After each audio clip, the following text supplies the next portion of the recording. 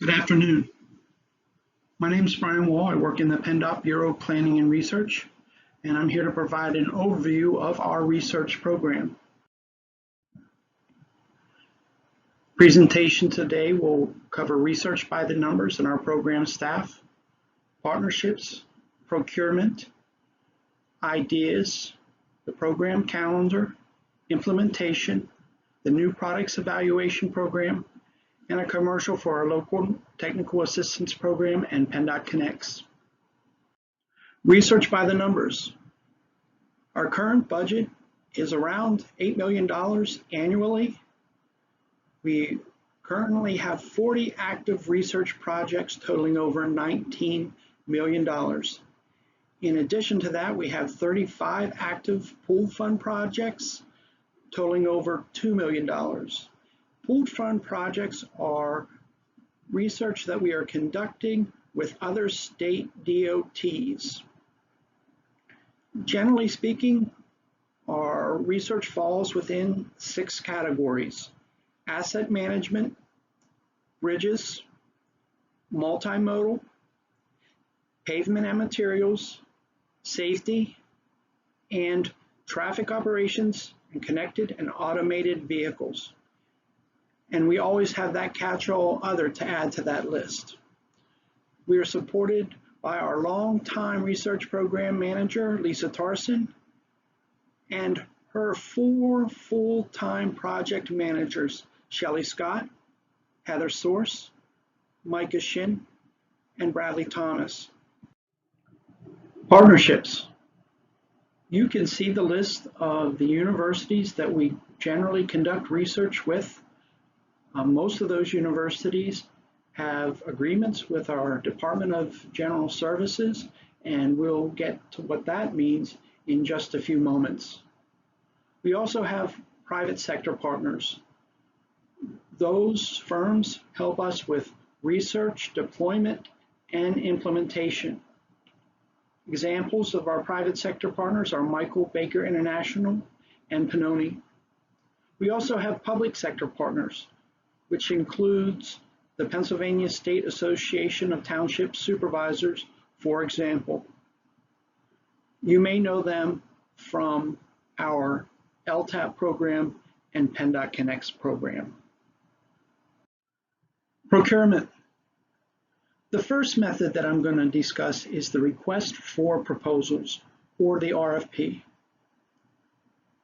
The major benefit of the RFP is that it's very competitive. Any firm that wishes to submit a proposal is eligible to be awarded that contract. In addition, the RFP is also very useful when the research being conducted has a higher dollar value attached to it or is more lengthy in terms of duration. The main drawback to the RFP is that the process is more lengthy than the other options that are available to us. The next method that I'm going to discuss is the Department of General Services Master Agreements. The universities that we traditionally conduct research with have an agreement in place with DGS to perform a variety of services for the Commonwealth. And one of those services is research. What these master agreements allow us to do is focus solely on scope of work development, as opposed to the details of contracting. However, the DGS master agreements aren't as competitive as some of the other methods. We generally use the DGS master agreements when a technical advisor has identified a particular researcher that they would like to deal with to advance that research. We can also do what is known as a white paper solicitation, which allows us to provide a topic to the universities that have these agreements and respond to their capabilities to conduct that research. But again, it is not as competitive as, say, an RFP. The next method is ECMS. What ECMS allows us to do is draw from a large number of pre-qualified vendors, and it's pretty fast. However, the main drawback is that it's kind of like fitting a square peg into a round hole. It's great for engineering construction, maybe not so great just for research. We've found that some of the requirements within ECMS restrict our contracting abilities with our traditional partners. The last method I'm going to discuss is the Research Invitation to Qualify, or the Research ITQ. This method is currently under development, and we expect to have it in place for calendar year 2022. What the Research ITQ allows us to do is draw from the best features from each of the previous procurement methods. The first of which is competitiveness. The second of which is that our vendors are pre-qualified under 8 different categories specifically related to research. And finally, by entering into the ITQ, the vendors agree to certain terms and conditions, allowing us to focus solely on the scope of work development. I did want to take a moment to talk about 2 other innovative ways that research is being conducted for PennDOT. The first of which is CEMTIS. CEMTIS is the University Transportation Center, or the UTC for the Mid-Atlantic region. It is currently housed at Penn State University. What this agreement allows us to do is to look at the proposals that are being advanced through the UTC annually and to determine if there's an interest in partnering in that research. PennDOT then would contribute 50% towards that cost. That stake in the game allows us to influence the scope of work to ensure that PennDOT is getting what it needs from the research that is being conducted. That's why it's innovated. We're receiving $2 of research for every $1 invested. The next is iRISE Consortium. The iRISE Consortium is housed at the University of Pittsburgh. It's a partnership between academia, the University of Pittsburgh, and Allegheny Community College, for example, the public sector, such as PennDOT, the Pennsylvania Turnpike Commission, and the County of Allegheny, and also the private sector, such as Michael Baker International and Golden Triangle Construction, both of those engineering construction firms. Each year, iRISE partners together to identify research that will be advanced by the consortium. The hope is, by having all players at the table when research is identified and conducted, that it will speed implementation of research in the field.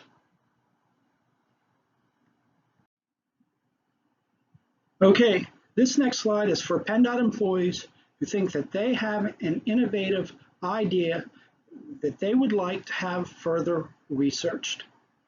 It's also for our private sector partners and academia. You are going to want to work with your PennDOT subject matter experts to submit this idea form. Ideas, innovations deserving exploration and analysis. It's a very short form.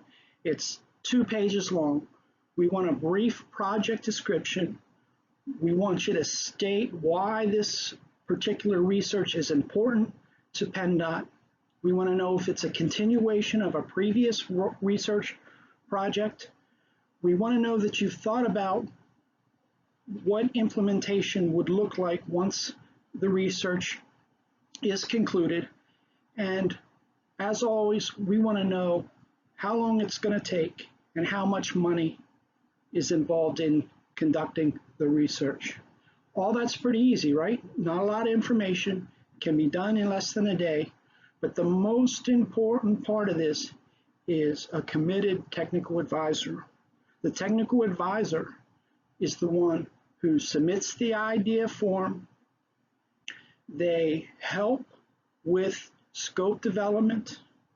They review research as it's submitted.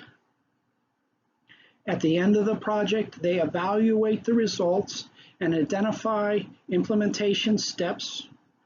They're expected to champion that implementation component of the research and report back about what happened.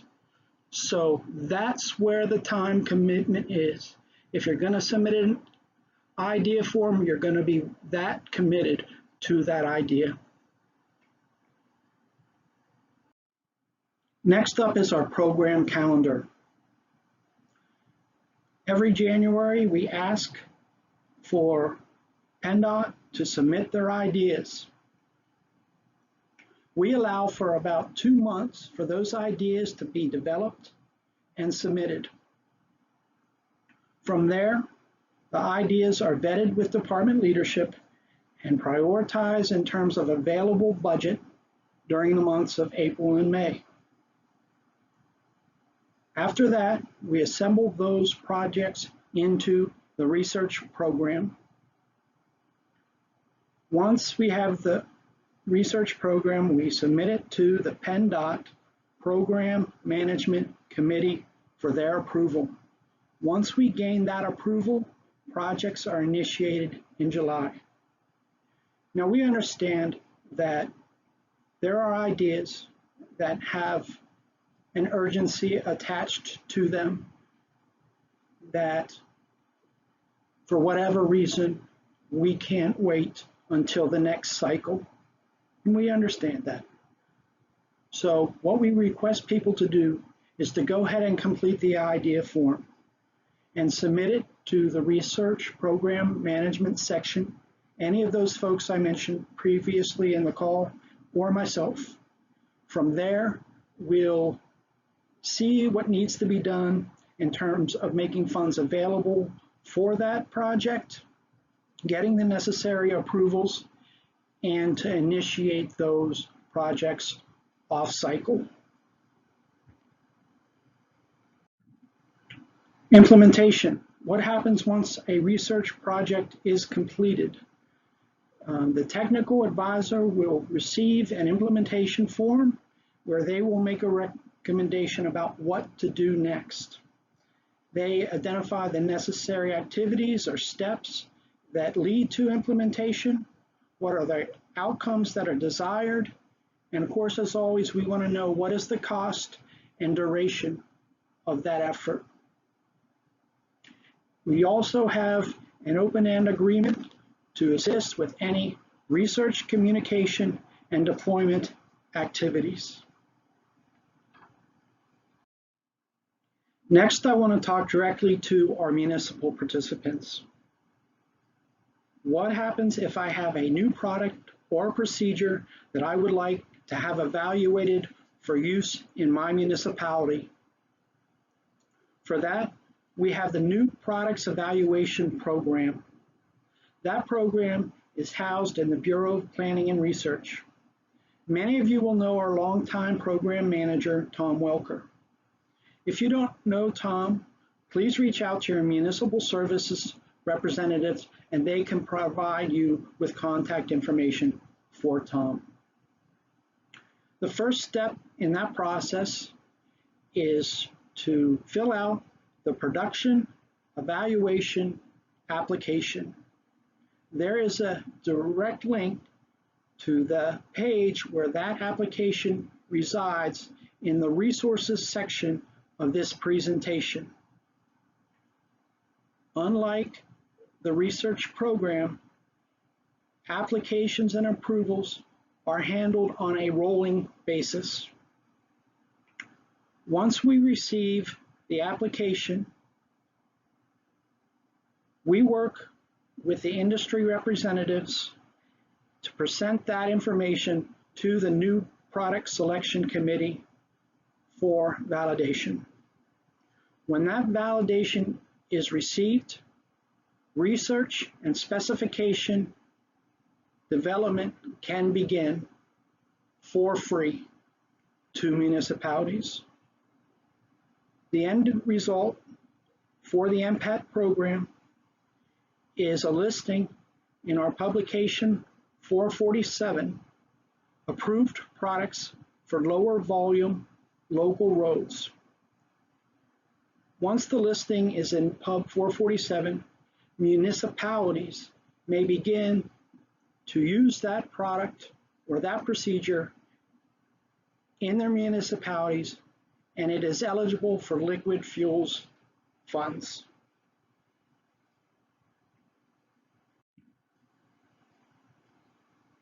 Now I'd like to do a brief commercial for our local technical assistance program, which is safety and maintenance training and technical assistance for municipalities, and our PennDOT Connects program, which is planning, training, and technical assistance to municipalities. Both programs are free to Pennsylvania municipalities. Next, I want to identify resources. For an overview of the research program, the best place to look is our activities report. If you wish to search for research that has been conducted or more specifics on what research is being conducted, you can visit the project's website. Also, you can find information on the new Products Evaluation Program, LTAP, and PennDOT Connects. Thank you for listening today. Again, my name is Brian Wall. I work in the Bureau of Planning and Research. I can be reached at bwall@pa.gov or by phone at 717-772-0827. Thank you. Hello all and welcome. My name is John Braley. I'm heavily involved with the BEAST and I'm happy to present an update on the facility. For those who are unfamiliar with the BEAST, it is an accelerated testing lab capable of subjecting a full-scale bridge to mechanical and environmental loads. It does this by enclosing the bridge within an environmental chamber and applying rolling loads with the reaction frame and this loading carriage. The facility is capable of cycling temperatures between 0 and 100 degrees Fahrenheit. It can apply salt brine to the bridge deck and provide rolling loads up to 60 kips at 20 miles per hour. The current project is supported by the Federal Highway Administration. It seeks to establish the performance of bare concrete bridge decks, various overlay systems, as well as the ability of various NDE technologies to accurately assess deck condition. The specimen was constructed in the summer of 2019. Since then, more than 2 million passes of rolling loads have been applied, 85 freeze-thaw cycles, and more than 4,000 gallons of salt brine. The specimen is composed of 4 steel girders and a cast-in-place concrete deck. It is 50 feet long and 24 feet wide. The girders have a variety of metallized coatings, including hot-dip galvanized, inorganic zinc, an 85-15 zinc aluminum mixture, and 100% aluminum. The cast-in-place deck is 8 inches thick, with normal black bar reinforcement. Stay-in-place forms were used between 2 of the girders, with removable forms everywhere else. The condition of the deck is regularly assessed with a variety of non-destructive evaluation techniques. These include impact echo, ultrasonic surface waves, half-cell potential, electrical resistivity, and ground-penetrating radar. In addition, gauges were embedded in the deck to capture longitudinal and transverse strains, as well as temperature. They were located within the deck, as shown in this diagram. Gauges were also installed on the girders to continuously capture strain, displacement, acceleration, and temperature. One interesting detail about this specimen is that when the deck was poured, the weight of the bidwell machine caused the exterior girders to deform. As a result, the midspan region has a reduced cover of only 1¼ inches as opposed to the specified 2 inches. As can be expected, this has resulted in a faster onset of deck deterioration in this area. After the deck was allowed to cure for 90 days, loading commenced. Heating and cooling cycles are imposed to cause freezing and thawing within the deck. Brine is applied to the deck on a daily basis. Mechanical loading is applied by the carriage with a force of 60 kips traveling at 10 to 15 miles per hour. This results in more than 12,000 passes per day. Here is a video of the rolling live load.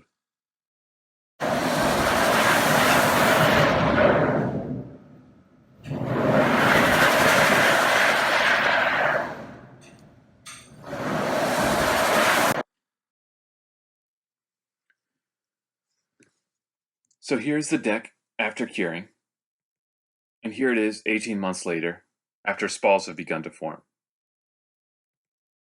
The deck continues to deteriorate until we get to the current condition, which exhibits roughly 5% spalling.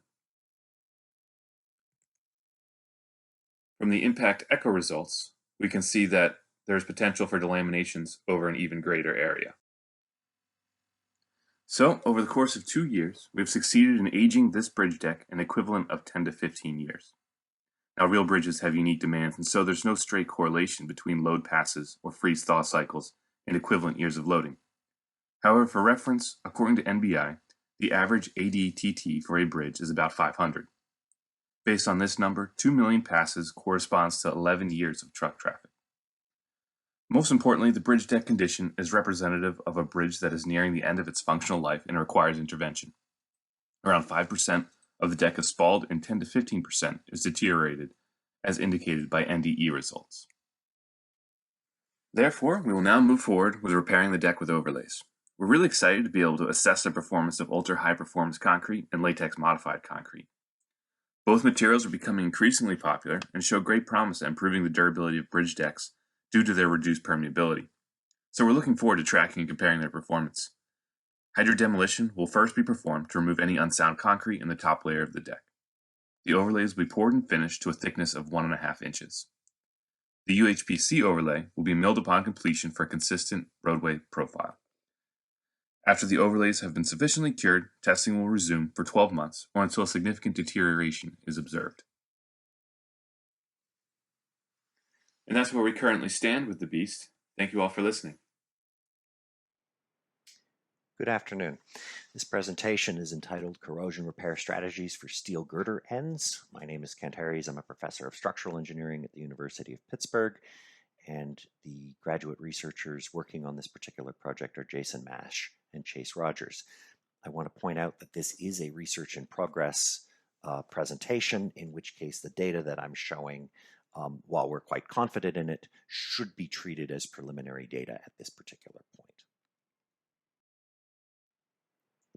So the problem that we're looking at is fairly well known, is the deterioration of steel girder ends, and particularly their bearing capacity, primarily related with leaking expansion joints or poorly performing expansion joints, but certainly there are some other causes. And taken to an extreme, this type of damage can functionally result in a complete loss of bearing capacity. In this particular case, the web has corroded away completely above the bearing, in which case that girder is really not carrying any load whatsoever. And our focus then is in looking at structural repairs of this region, focusing on the girder itself. Clearly, bearing replacement would also be required in most of these cases, and expansion joint improvement of the behavior of the expansion joints is also required, and those are both beyond the scope of this particular study. The approach that we're looking at, we're going to look at a range of repair approaches, beginning with conventional approach of bolted steel repairs, looking at the use of ultra-high performance concrete encasement of the bearing region, and this is really based on a fairly extensive series of studies conducted at the University of Connecticut over the past few years. Also looking at a more conventional reinforced concrete encasement approach, and even a bonded FRP approach, which has the potential for limiting the amount of work that has to be done on site. We will be evaluating these based on large-scale experimental study, which is primarily what I'm going to be talking about today, and an analytical study that will go along with it. And the items in red are unique to this particular study. There's been no previous study focusing on these approaches or in fact engaging fatigue conditioning. We're going to assess these approaches, again, primarily based on structural performance, but also their constructability and the need to close the bridge and so forth. So a range of assessments, with the eventual goal of providing recommendations for PennDOT practice for repairing these steel girder end regions. So I'm going to focus on the experimental study in this talk. The study is a series of half-scale 54-inch deep girders, or approximately half-scale. We're using a 24-inch deep prototype. These are then milled down to a thinner web to reflect what the slenderness of a plate girder, and further milled, machined damage, mimicking corrosion damage. And the advantage of doing this through a machining process is that we can have essentially the same damage on multiple girders, and so we have excellent control from girder to girder, and we can make direct comparisons. And these are all based on actually a fairly local prototype, a bridge not too far from Pittsburgh, 54-inch deep plate girders with fairly significant loss of bearing capacity. Each girder will actually has two tests, end A and end B. This is really just to save resources, is that we can get two tests out of one girder. We'll test end A monotonically, turn the girder around, test end B under fatigue loading conditions, and then ultimately monotonically to failure. So the specimens were fabricated by High Steel Structures using a plasma technique to bring the web down, and cutting our relatively significant holes right above the bearing surface. So the girders were delivered to Pittsburgh, and the first thing we need to do is characterize them, in which case we took the girder end region. I've stretched it out here so we can put some numbers on it, and did some thickness measurements of this test region. And one of the things that we found was that we didn't quite get to the thin web that we had hoped we would get. They're a little bit thicker than we had hoped, which is going to require us to have a little bit more robust testing procedure than we had initially planned. That's always fun. But in the long run, this will actually demonstrate, as I'll show in a moment, if we can demonstrate appropriate repair techniques. In this particular case, the repairs that we're developing are actually likely a little bit more robust than they would need to be in the field, and that's obviously a good thing. So monotonic tests, static tests simply to failure. We have a 16.5-foot beam span and a short shear span, a 3-foot shear span here on the left-hand side. And so we're testing the bearing that's showing there on the left. This happens to be the case of the bolted steel repair. And we have a 280 kip capacity load, and we are using pretty much all of that in these tests. The tests are instrumented with strain gauges and what have you to assess the shear behavior, and particularly to assess the potential of shear buckling in this web region. So I'm going to show a couple samples of test results. I don't expect you to get deeply into these. This is simply a plot of the applied shear, so the reaction at the test end versus the displacement at the loading point. The black line is a control beam, undamaged beam. The red line is the corrosion damaged beam. And so you can very clearly see that we've essentially lost all bearing capacity. We have a little bit of capacity, but not too much in these particular cases. And some of this is a function of the fact that the web is a little bit thicker than we had really wanted, in which case the beams have a greater capacity than we had initially intended. The blue line in this particular case is the steel bolted repair, and you can see it certainly behaves relatively similarly to the control test. Now, this is a little bit misleading because the webs on all of these beams are a little bit different. And so what we've opted to do is normalize this behavior by the actual shear stress. And so simply dividing by the depth and thickness of the web. And this is the same plot looking at shear stress. And we can see fairly clearly that the repaired girder is pretty much meeting the behavior of the original controlled girder. We also took a lot of strain data, and the key takeaway from this slide very simply is that all of the strain data in terms of stress versus strain shows some nonlinear behavior, and which means that we certainly were beyond yield and demonstrates web buckling or the onset of web buckling, excuse me, in most cases. So we really have pushed these girders to their limit. And so looking at a couple of images and a couple basic numbers, we had an uncorroded control specimen, beam 1A, shear capacity of about 213 kips. In fact, because of the bigger web, we actually did end up with a little bit of a web yielding problem right at ultimate, where the beam was being loaded, but then the beam has still well surpassed its design capacities. The corroded beam, we have a large, is down here on the lower left. We have a large damage region, and you can see that its bearing failure was significantly reduced, somewhere only around 15 kips, so not even 10% of the initial capacity. And you can see as we loaded the beam, the entire web collapsed down onto the flange with significant distortion, and we can see that throughout the lower left. And so this would be what would theoretically occur in the field. Clearly, a girder like this would not be carrying load, would not be contributing to the capacity of a bridge. And that looks very similar to the type of behavior we would expect. This happens to be an image from an inspection report that shall remain nameless, but is a PennDOT inspection report. Bolted steel repair we looked at in a manner very typical to the way it would be done, and in fact this is based on the prototype bridge, the repair that was provided for the prototype bridge. And so we bolt in an angled stiffener and an additional folded plate element along the bottom deteriorated portion of the web. In this particular case, we can very clearly see that the loading, we were able to get to the point of full web buckling in the uncorroded region, and you can actually see the buckles very, very clearly in these images. We took off the stiffeners after the test, and that's what this picture on the lower right is. And we can see that essentially there was no additional damage to this corroded region.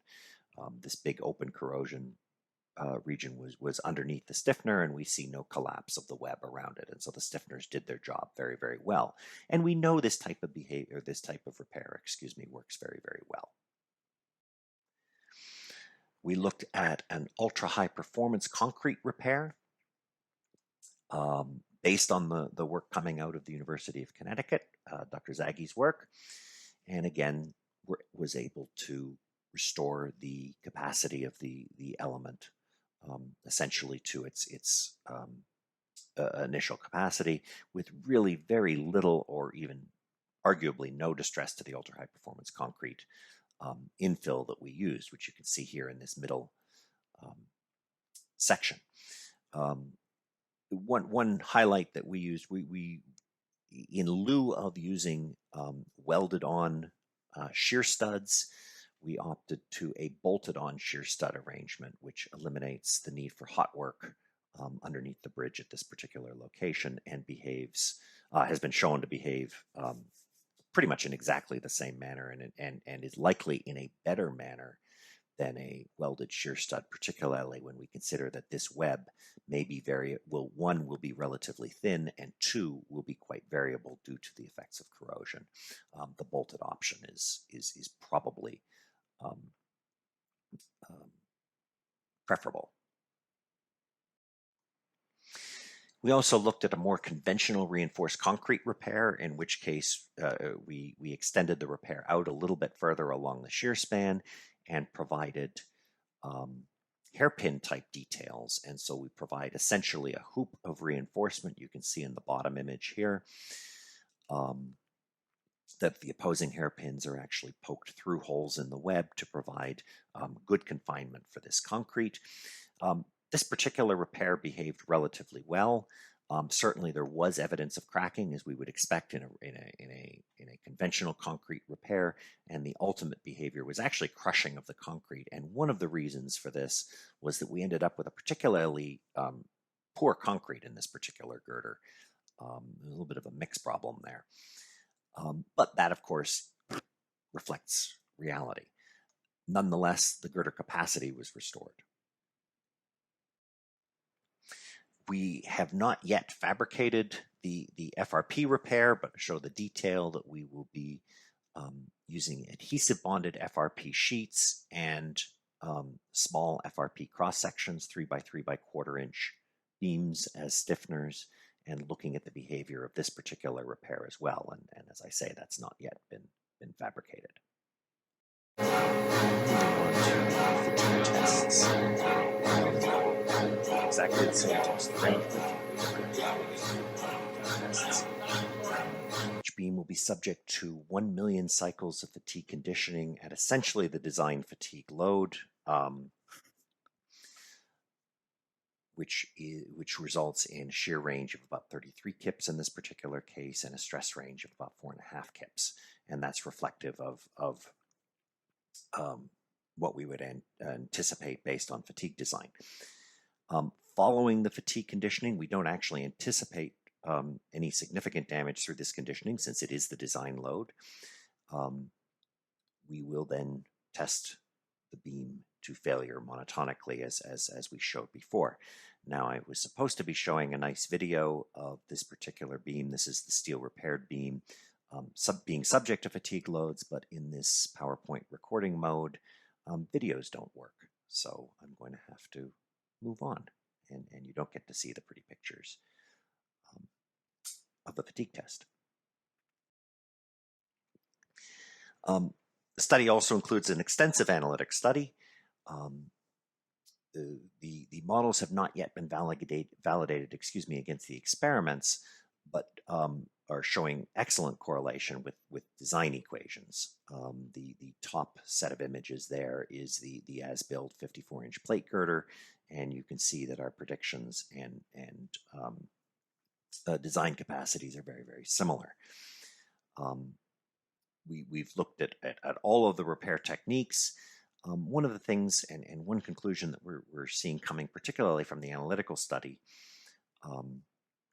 is that as we stiffen up the bearing stiffener, particularly in the bolted steel repair where we're clamping on some large angle stock, which is significantly increasing the moment of inertia of the bearing stiffener as compared to the as-built, we very clearly see the development of tension field behavior. Tension field behavior is going to increase the shear capacity of this end panel. Now, there's no question AASHTO does not permit the use of tension field behavior, or excuse me, the consideration of tension field behavior in the design of girders, and we're not suggesting that we would move in that direction. But if we're able to develop tension field behavior, that is an indication that we have additional reserve capacity that's being imparted by the repair. And that sounds to me like a very good thing. So the conclusions. There are no conclusions at this point. This is research in progress. I've touched on a few as we've gone on. This study will report in approximately a year in August 2022. So look for that report. And I will conclude with my contact information. I would be happy to respond to any questions that anybody may have. Good day. My name is Nick Vivian. I'll be presenting today with Tom Maciosi on the topic of resiliency, some specific innovations being developed by PennDOT, the Lehigh Research Resiliency Backfill Study in particular, and some efforts that are Commonwealth-wide. The entire concept of resiliency involves multiple disciplines. We will be addressing design, construction, and maintenance-related topics based on research by Lehigh University. We will not be addressing resiliency related to traffic and operations, such as addressing emergency evacuation routes. I will provide an overview of resiliency and climate change, and then I'll pass it off to Tom, who will be presenting the research effort to date regarding resiliency, innovation being developed related to backfill. Many states are preparing to address resiliency, and overall, this topic is a work in progress. Over the next several years, resiliency will become more codified. The presentation will address the subject of resiliency and climate change, the PennDOT and statewide resiliency initiatives, and finally, the research to develop innovations. The PennDOT resiliency team is using a broad-based approach and is addressing all hazards related to resiliency, flooding being the primary. Other hazards are over-height vehicle impacts, which are too common occurrence. Next would be geotechnical hazards, including landslides and sinkholes. There are also barge impacts and fires. Fires are a rare occurrence, but the damage is typically extensive. Most overheight vehicle damage is from the transport of backhoe type construction equipment that the backhoe arm was not lowered to a height of less than 13 feet 6 inches. The APR system has functioned exceedingly well. We have not experienced a bridge hit with a hauler having a valid permit and when they are on the permitted route. As you can see with this slide, the flooding impacts are showing the pictures in the upper left and in the upper center. The overheight vehicle or overheight construction equipment impacts in their upper right. Landslides, the lower left. Barge impacts, the lower center. And again, the fire in the lower right. Now to discuss the primary hazard, flooding, and why this topic is becoming so important. We are experiencing more intense rain events, and these events are occurring more frequently. The end of June of 2019 marked the end of the rainiest 2-year, 3-year, and 4-year periods on record in Pennsylvania. Now, as you can see by the slide, those periods and the depth of rain in inches that we received are significant. I will now give an overview of the department and statewide initiatives. At PennDOT, a statewide resiliency task force was formed in 2018, and one of the first tasks was to create a plan of action.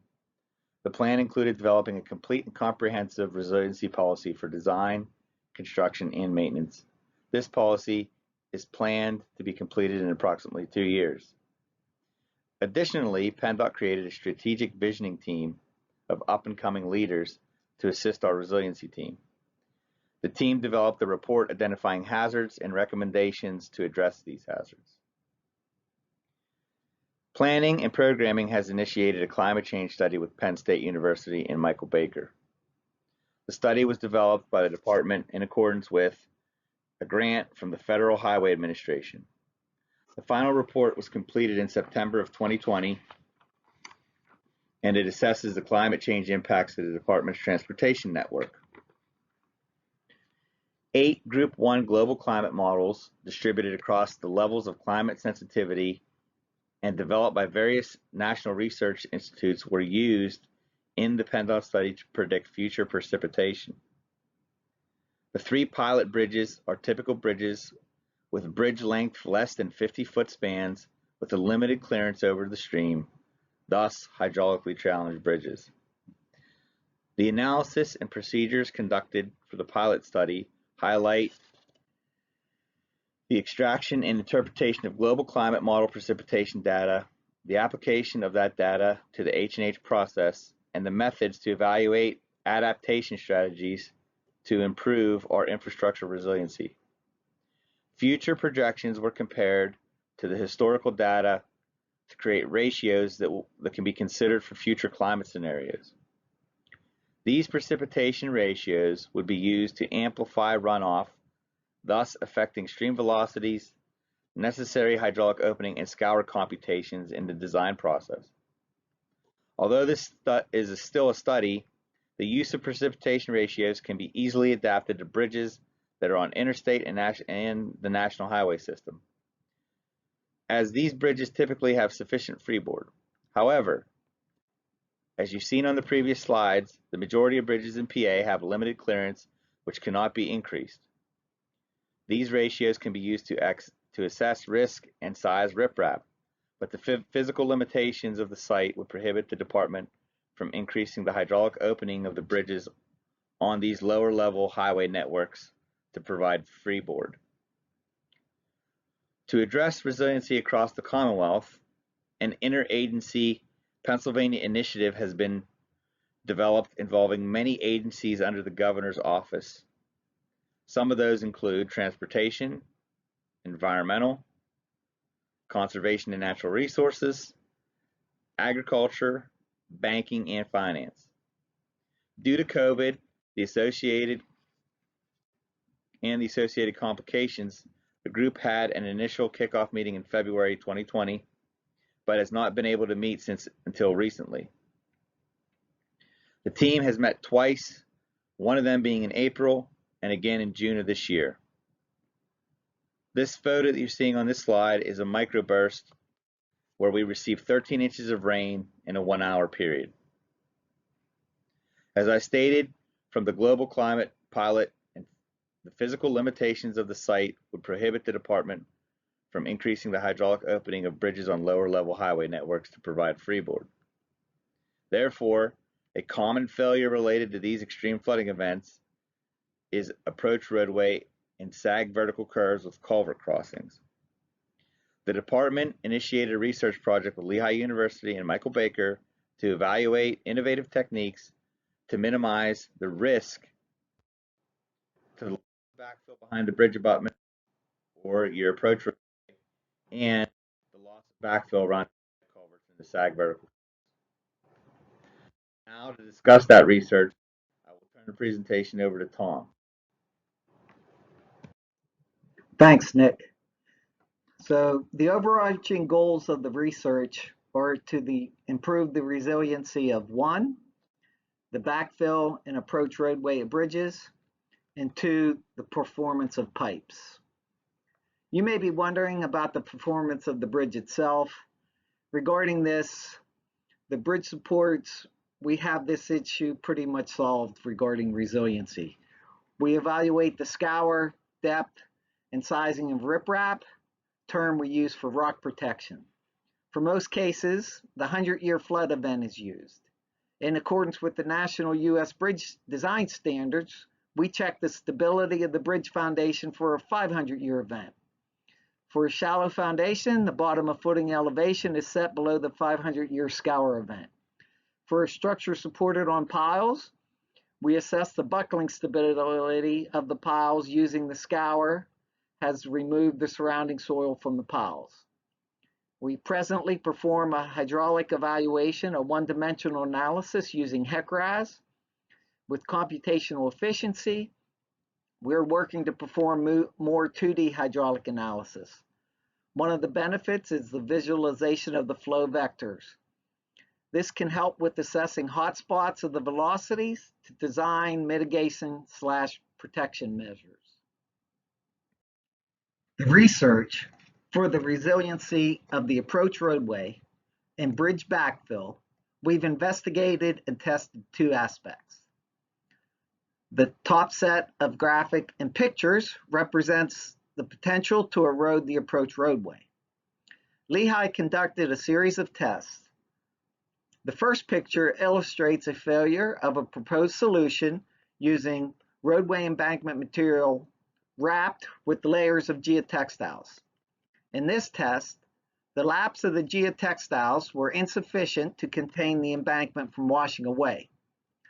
The lap was about 1 foot in length. The second picture depicts a test conducted with a larger overlap of the layers of geotextile with a 4-foot lap, and it was successful. The lower graphic and picture represents the testing conducted to assess the resiliency of the backfill at the bridge support.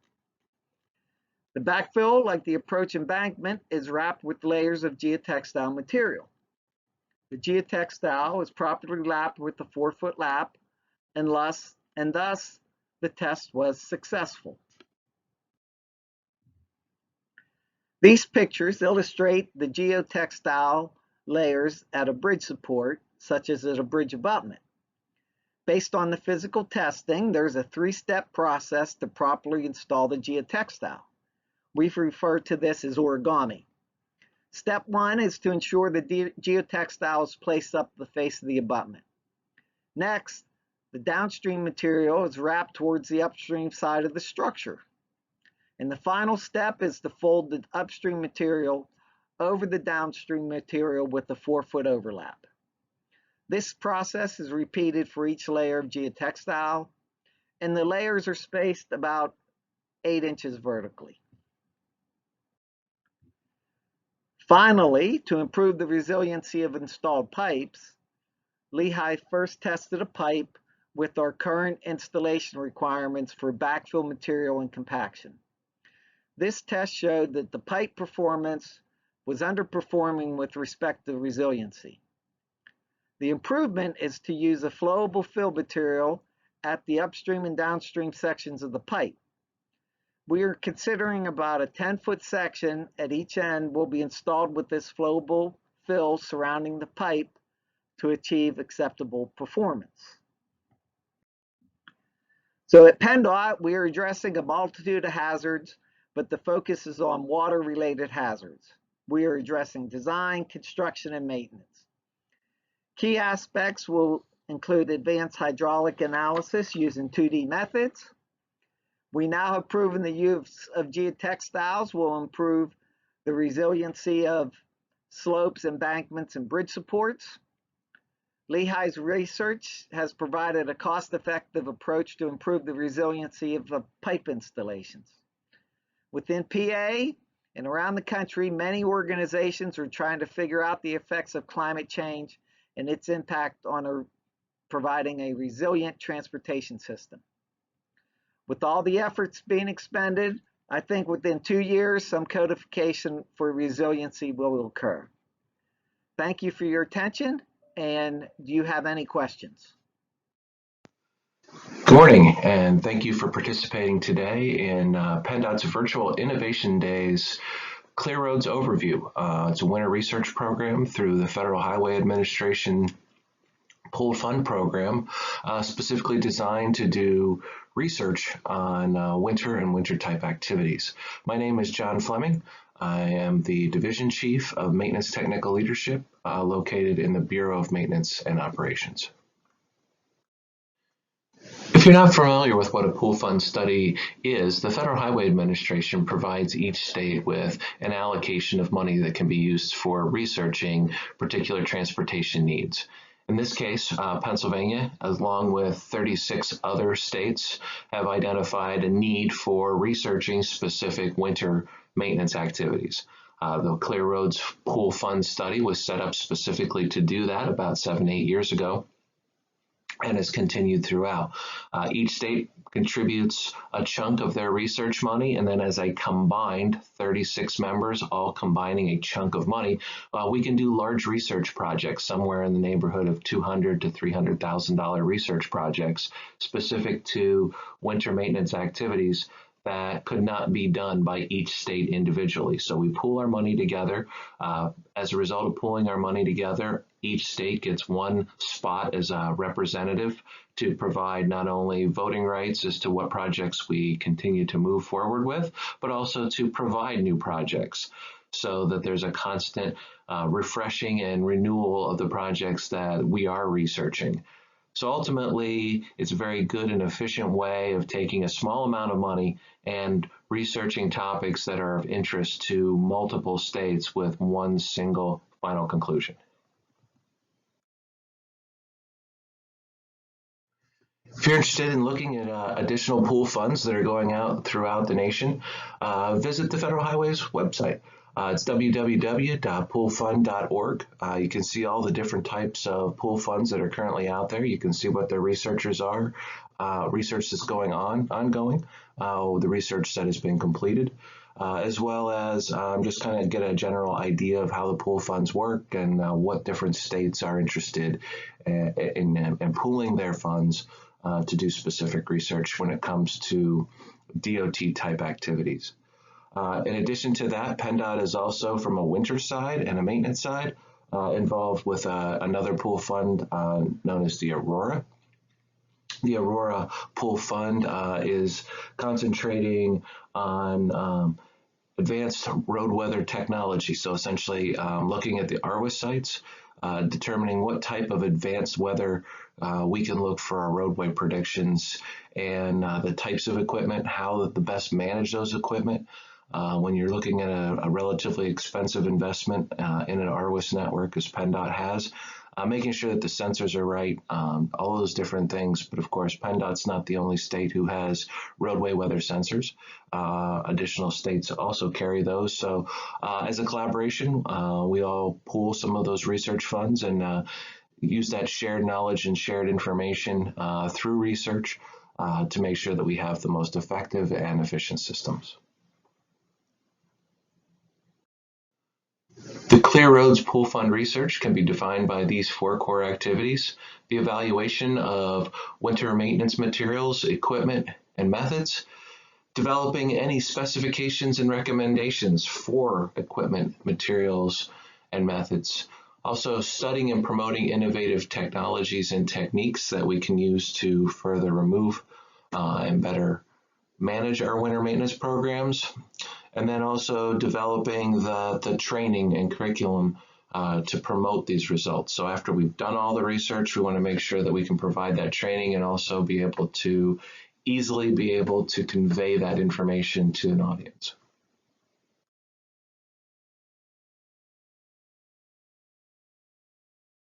The ClearRoads website at clearroads.org is pretty much the one-stop shop for all the program and project information ongoing through the ClearRoads project itself. The details of all of our projects, all of the progress reports, the research briefs, the in-progress information can all be found in this website. It's open and accessible to everybody. There is also, in addition to the projects that are ongoing, there's also any type of winter maintenance news. And then also, if you're interested in looking at any of the meeting minutes and the directions of the Pool Fund Research Project, you can find that all on this website. Looking a little closer at the ClearRoads website, you'll see for each in-progress or completed research project, there will be its own individual web page for it, where it identifies what the problem statement is, what the objectives of the project will be, and if it's actually completed, what those results were. Every project will have progress reports, so if it is still in progress, you'll be able to see each one of the progress reports and be able to follow where the project is.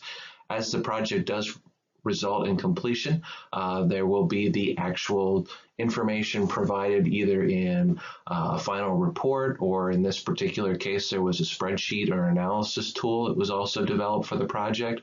But then also we were smart and realized not everybody wants to read the entire 800-page final report. There's always a project briefing that goes with each one of these. As you can see, here's just an example of some of the research projects that are currently ongoing and new. ClearRoads group is looking at the grip sensor technology and salt applications. So essentially they're looking at understanding exactly what does it mean, and also providing teams with an algorithm or decision matrix to look at the pavement friction versus what that salt application is. So essentially, is the material you're putting on the road doing exactly what you think it should do or what you expect it to do, and under what conditions is that occurring?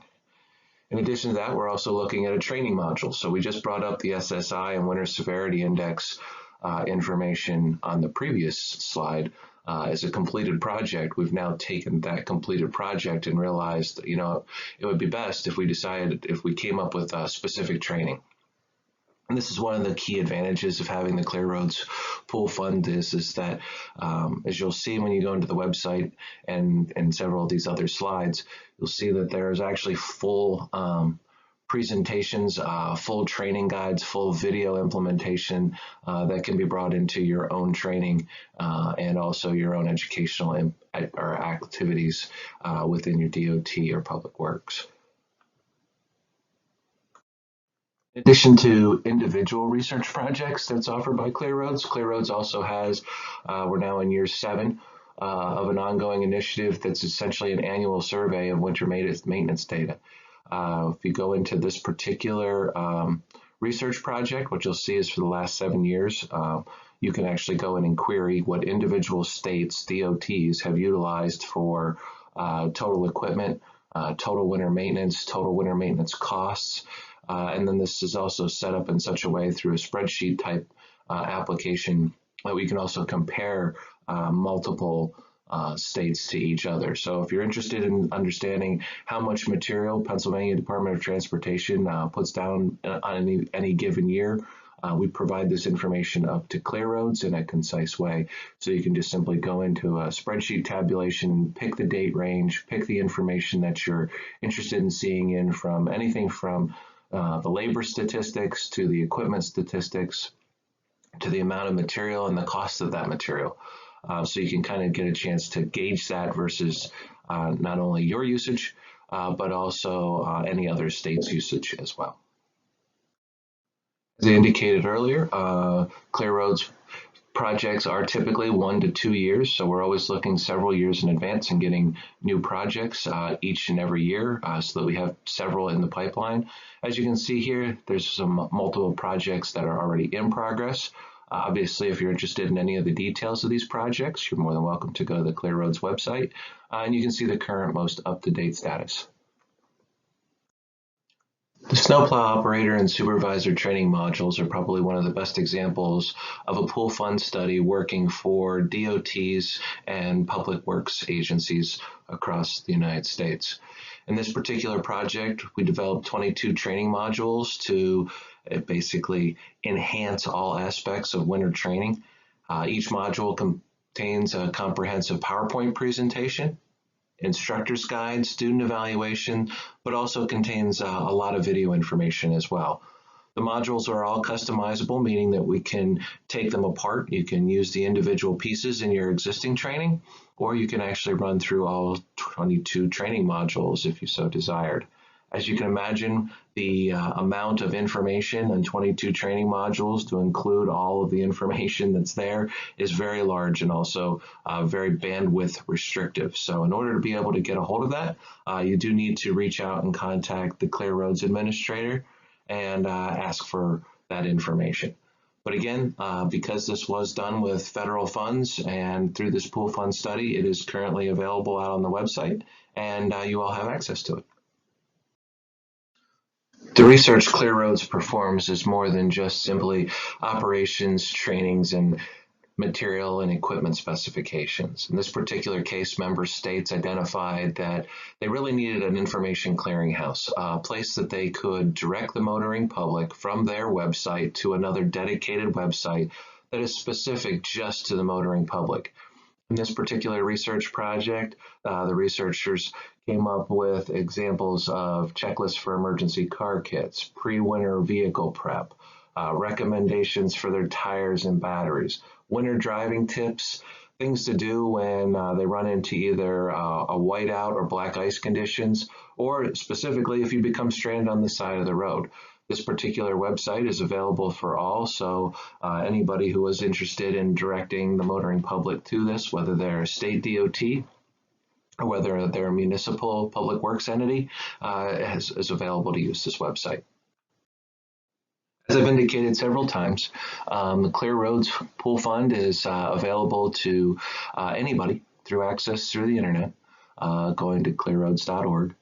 And be able to get in and check anything that you want to be able to utilize. If it's the training packets, simply the research.